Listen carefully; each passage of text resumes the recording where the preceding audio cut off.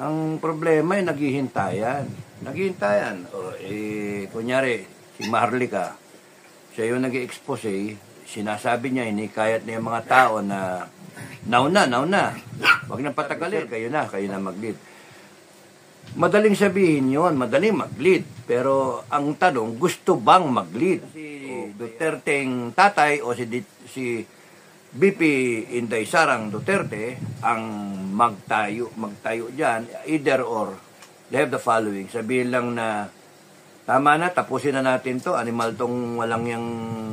Ito nga mga kababayan, bago natin ituloy ang video na ito, kung bago ka lang sa aking YouTube channel baka pwede makahingi ng like at subscribe at click mo na rin ang notification bell para updated ka sa aking nilalabas na bagong video. Salamat po.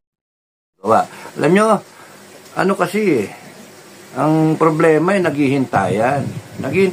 O, kunyari, si Maharlika, siya yung nag-expose, sinasabi niya, inikayat na yung mga tao na nauna.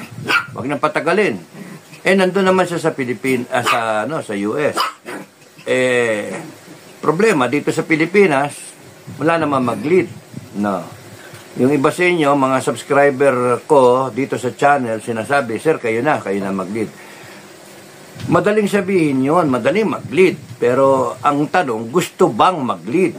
O kaya tanongin nyo yan, sino ba ngayon yung mga vlogger ngayon dyan? O kaya yung mga personalities? So, si Baste ba? O si BP Inday Sara ba? May si BP kasi Vice President siya. O, ayaw naman niya, delikadesa na siya yung tatayo, parang sasabihin, atat na atat, yung ganun ba? So, parang ano ba? Yung, ewan ko, wala kasi tayo sa posisyon niya. Takbo tayong Vice President, malaman natin kung ano iniisip niya ngayon. Mahirap yung situation ni Sara, kaya trabaho lang siya, trabaho. Yung kay Digong naman, may edad na rin yung tao. Ayaw naman niyang sapawan yung anak niya. Alam nyo, sa totoo lang, bukas, kunyari, sabihin ni Digong, o kaya April 9, araw ng kagitingan, either si Duterteng tatay o si BP Inday Sarang Duterte ang magtayo dyan, either or.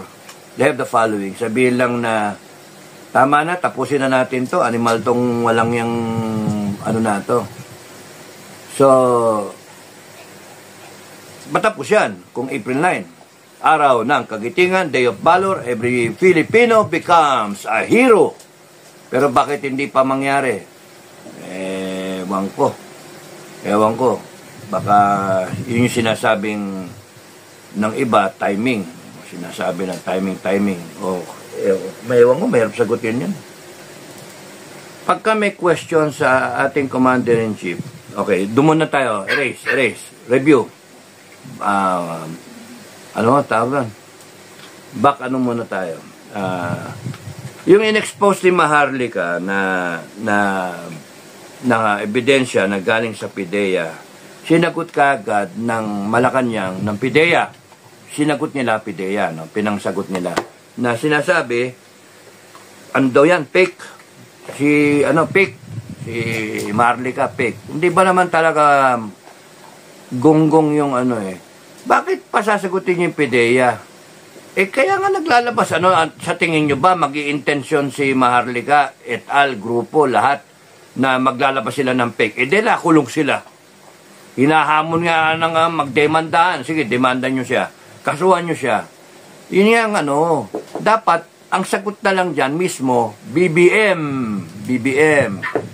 Kaya nga sinasabi ko, AFP, PNP, i-subject ang presidente, si BBM, into an honest to goodness, unbiased, and public drug test. Kasi pagka nagkaroon ka ng drug test, sigurado yun, lilitaw. Na wala lang dayaan, malilitaw. Bakit hindi nyo ginagawa? Kaya kinakailangan salagsalagin nyo. Hindi kami tanga Ibig sabihin, talaga nagdudurog ang presidente, si BBM. Kaya, nung pahinamon ni Duterte, Tatay Digong, January 29 ba yun? Tapos sinundan ko, March 31, lumipas.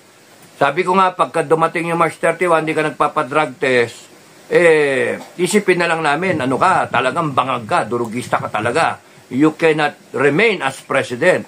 Biglang lumitaw tong kay Maharlika, April 1. Oh.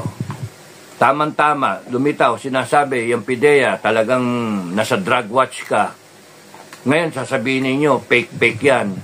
Hindi. Mali yung sagot. Excuse me, dapat ang sagot dyan, excuse me,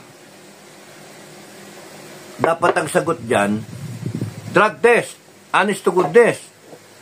Mahal kong Pilipino, bilang inyong presidente, naintindihan ko na ang inyong sinasabi na ako ay na-involve sa drug test, sa drugs noon, in 2012, ay sabi niya, para matapos ng lahat ng to, ay aharap ako sa isang drug test.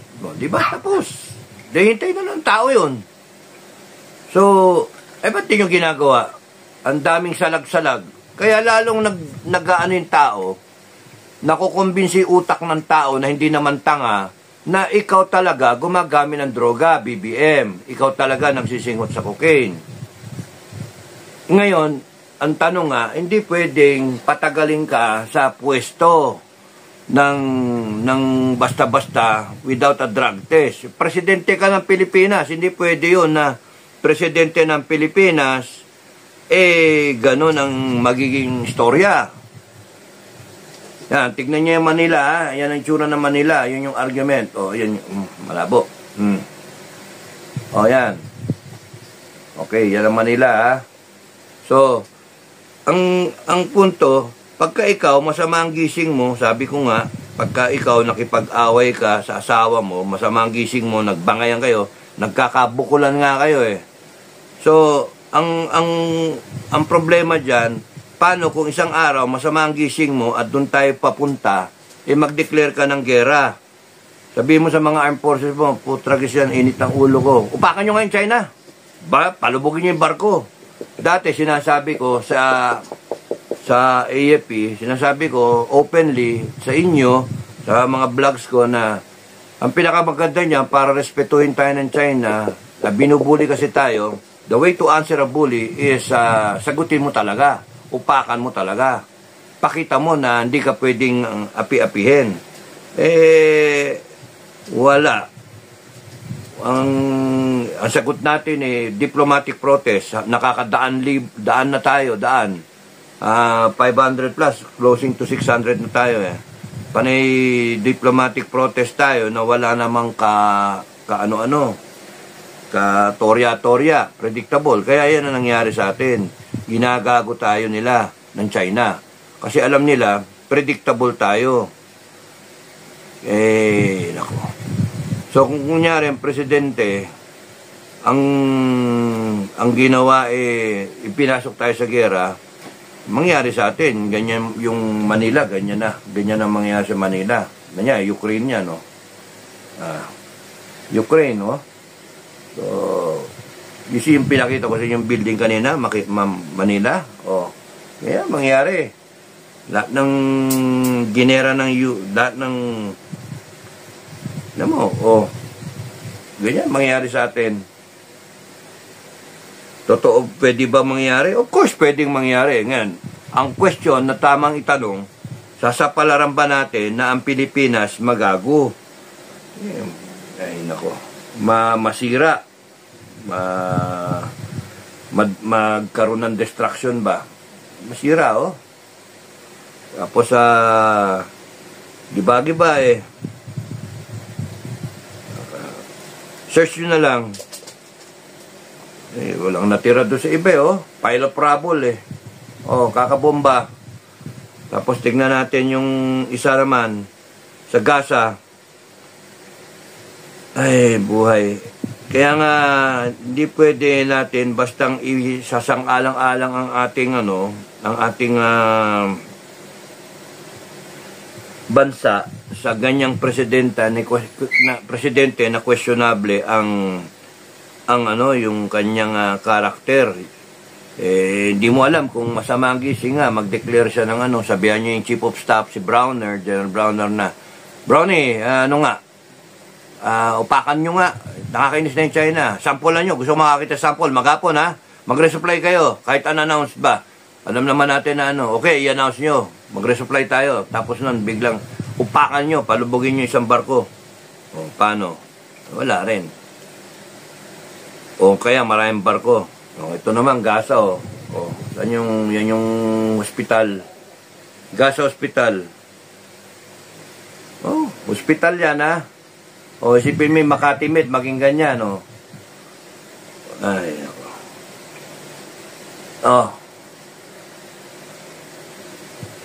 tingnan nyo yung mga, isipin nyo kung kayo may kondo kayo sa Maynila, yung pinagmamalaki, ganda-ganda ng kondo ko. Tapos bombahin kayo ng mga rocket, diba? Lalo kung umuwi tayo sa nuclear.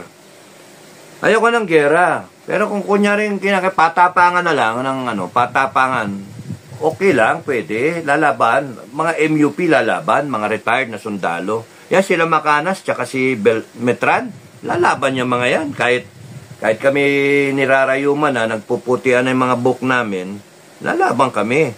Pero yung, take a good look. You want your country to be like that. Diba? I think made my point. We cannot allow na yung bansa natin, mauwi sa ganyan.